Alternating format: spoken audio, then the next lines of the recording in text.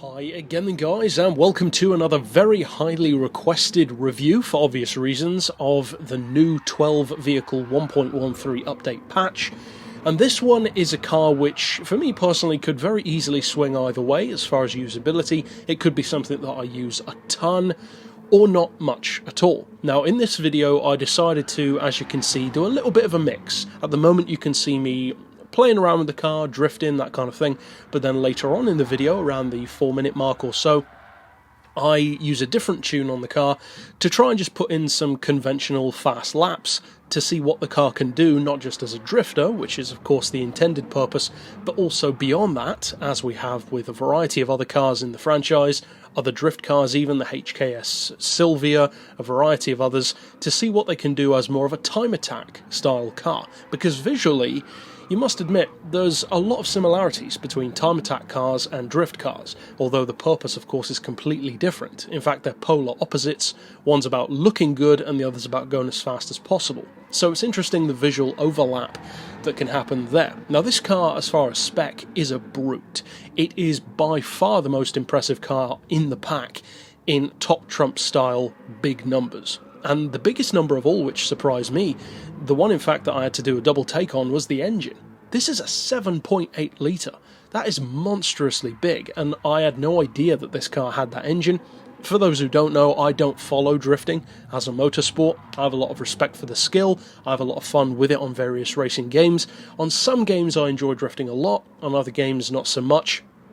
Generally speaking, I'm not a huge fan of drifting in the Gran Turismo franchise. Maybe that's because it's more realistic, maybe not, who knows, who cares, not me, that's for sure. However, in other ones, I do enjoy it a bit more. Now, this particular car, as well as having a massive engine, also has massive power and torque. Over 1,000 horsepower, it's actually 1,037, and you can take it even higher, up around 1,080, and the torque is 875 pound-feet. Which isn't too surprising given that it's a turbocharged 7.8 litre. That is a monstrous setup, plus of course that's going through the rear wheels of a very, very compact car, even with a considerably chunky wide body kit, which I personally think looks very good on the car. Now, those who have been around for a little bit longer on the channel, which most people probably have, will know that I'm not a huge fan of the trilogy that this car is based on. I'm not a huge fan of the BRZ, the 86 or the Toyota FRS. I can totally see why people are.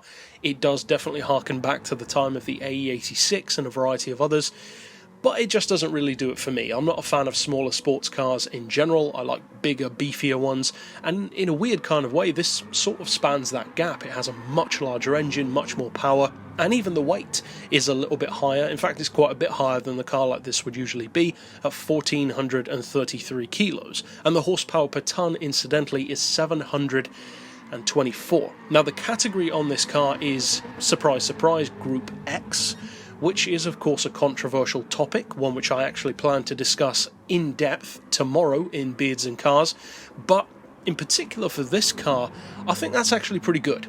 It should be in Group X, or at the very least in some category on its own. Maybe a Group D for drift cars. Who knows, maybe they'll change the categories in the future, but for now at least, this is one of the cars that definitely should not be in the same kind of events as full-on race cars. Now, at around this point of the video, you can see me starting to put the power down with a different tune. Less camber, stiffer settings, less playful, better tyres. So, as I said, I wanted to see what it could do beyond drifting as a track car. Because for drifting, to show my cards a bit, I actually don't like this car. And to be honest, as a time attack car, I don't like it either. There are certain things about the vehicle which I do like. And as I said before, I do enjoy drifting with certain cars, but for me it has to be a very specific kind of car for me to really enjoy drifting. I generally speaking love drifting all-wheel drive cars. I know that there's constant argument about whether or not it is drifting, or if it's a power slide, or if front-wheel drive cars can't do either, they just skid. Personally, I think it's all just time-wasting semantics. A drift is a drift. Who cares what drivetrain it is? If you can get it to go sideways, who cares about anything else? That's a drift, as far as I'm concerned. And you can have some great drifts in a front-wheel drive car if you know how to set it up. And I've had plenty of fun drifting in front-wheel drive cars on various games. As far as this one goes though, the number one factor that made me not like it for drifting is actually the proportions. When I drift a car, I like it to be wide and long. That suits me, because I love to have a ton of counterbalance, which is why a lot of the cars that I love to drift tend to be huge muscle cars and pickup trucks, because they are just so well balanced through corners. They don't need the same amount of power, they don't need to be necessarily as fast, but they can hold such good drifts. And as far as all-wheel drive cars go, I do still like longer wheelbase vehicles, but not necessarily quite as long, something more like an R33 Skyline, for instance. I personally love the way that handles through a drift, power slide, skid, whatever the hell you want to call it. But for this car, for me it's just a little bit too short. The counterbalance is a bit too twitchy for me. I tried a number of different settings, as well as the default settings that come with the car, which incidentally I think are horrendous. But as you can see in the video, I could drift with the car, but I just didn't enjoy it. For me, there have been drift cars in the franchise which I have enjoyed. I do like I believe it was the HKS Sylvia, I think it was the red one with the red and yellow wheels that was featured as far back as GT4. I like drifting that one, but once again, look at the car. It's longer, it's got a longer wheelbase. I love that kind of thing. The Blitz Skyline as well. It's a 4-door, so it's even longer again. I love those kind of drift cars, whereas something like this, it just doesn't do it for me. Now, I'm sure for the right person, you'll absolutely adore this car. It certainly looks the part, sounds the part, has incredible specs, and it can get through its gears real fast, even if you lengthen them out. As far as a track car goes, well, this one that you can see here, which I designed to be totally focused on getting around the track as quickly as possible rather than as sideways as possible, although it does still try to get sideways sometimes, it is reduced as far as power. I dropped the weight a little bit, and I dropped the power down to 600 horsepower instead of 1000, and I have to say that made it a whole lot better. And if there's one piece of advice that I would give to someone who's trying to drift this car and maybe having a bit of trouble with it, try reducing the power, because that, almost as much as anything else, can be such a big helping hand.